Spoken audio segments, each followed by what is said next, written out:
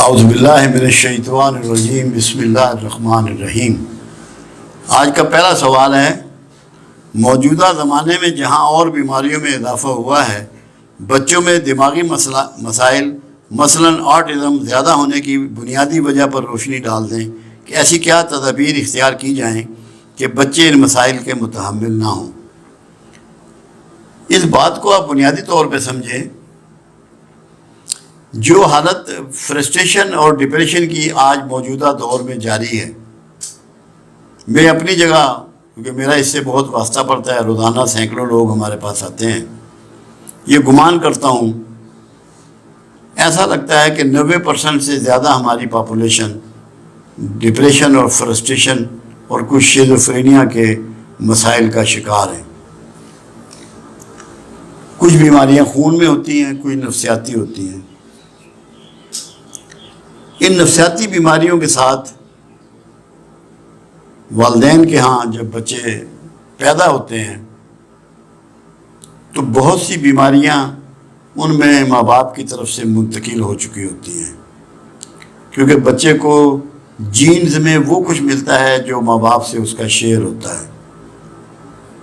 جب تک کہ ماں باپ اللہ پہ بھروسہ کرتے ہوئے، توکل کرتے ہوئے، اللہ پہ یقین میں اضافہ کرتے ہوئے، قرآن حکیم سے اور اللہ کے رسول سے جڑتے ہوئے اور معافیت طلب کرتے ہوئے مطمئن اور متوکل زندگی، بھروسے والی زندگی نہیں جینا شروع کریں گے تو بچوں میں اس طرح کی بیماریاں جنم لیتی رہیں گی۔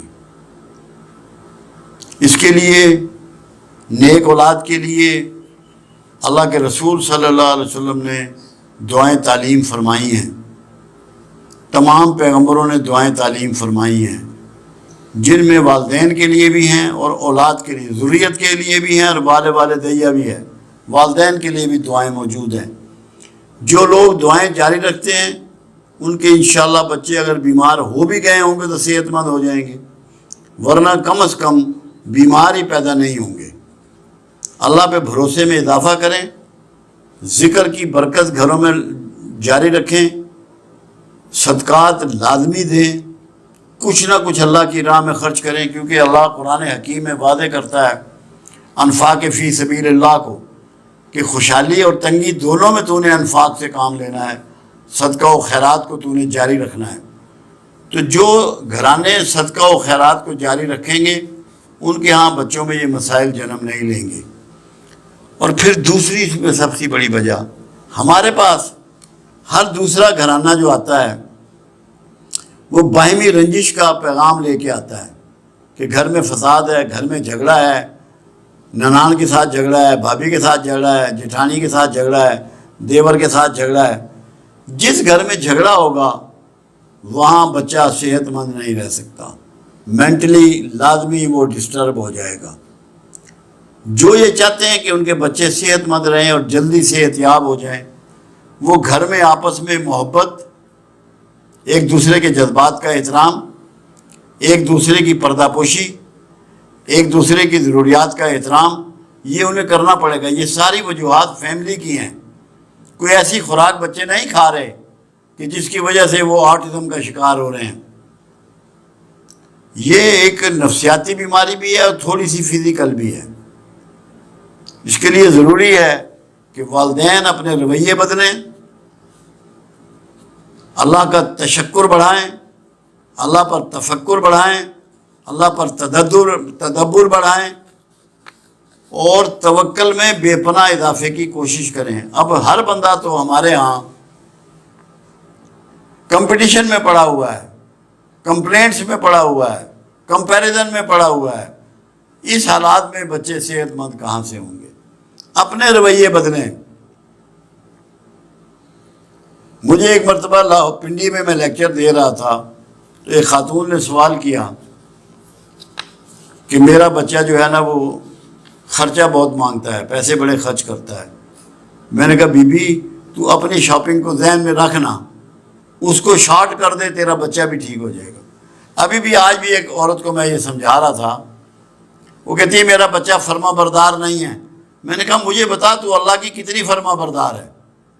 جتنی تو اللہ کی فرما برداری بڑھائے گی تیری اولاد تیری اتنی فرما بردار ہو جائے گی۔ ہم اللہ کی فرما برداری کرنے کے لیے تیار نہیں ہیں، اہل عمل کی فرما برداری کرنے کے لیے تیار نہیں ہیں، رسول اللہ کی فرما برداری کرنے کے لیے تیار نہیں ہیں، کہتے سب ہیں کہ ہم عاشق رسول ہیں، ماں باپ کی فرما برداری کرنے کے لیے تیار نہیں ہیں۔ جب تک ہم اپنی فرما برداریوں میں اضافہ نہیں کریں گے ہمارے اولاد کے مسائل ہمیں دیکھنے پڑیں گے، اور حلال کھانا شروع کریں۔ جو بندہ حرام کھاتا ہے اس کو بددعائیں ملتی ہیں، اس کے بچوں میں بیماریاں آتی ہیں۔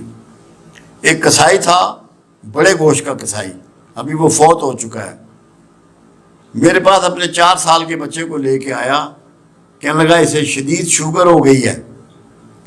میں نے کہا تو لفافہ لگاتا ہے بوڑھے کمزور آنکھوں والے گاہکوں کو؟ کہتا ہے جی بابا جی لگاتا ہوں، یعنی کہ چھیچڑے زیادہ دینے گوشت کم دینا۔